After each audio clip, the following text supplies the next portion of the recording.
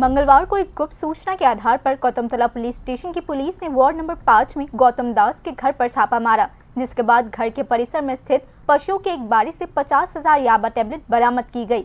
इसके अलावा पुलिस ने घर से एक बाइक और कई अन्य सामान भी जब्त किए हैं, जिन पर नशीले पदार्थों के व्यापार में इस्तेमाल होने का संदेह था।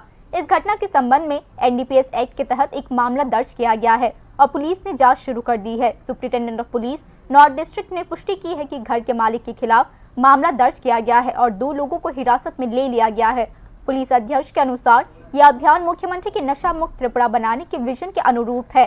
इसी बीच स्थानीय लोगों का आरोप है कि जिले के कई अन्य बड़े नशा तस्कर भी इस अवैध व्यापार में शामिल है।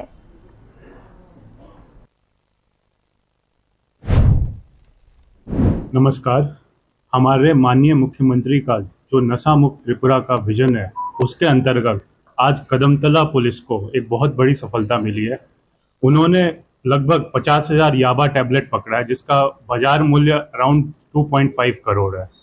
ये उन्होंने वार्ड नंबर 6 बगान वेस्ट बगान एरिया से पकड़ा है और मुख्य आरोपी के घर से पकड़ा है। 2 लोगों को हमने इसमें अरेस्ट किया है और अभी एनडीपीएस एक्ट के अंदर केस लेके और आगे की कार्रवाई की जाएगी।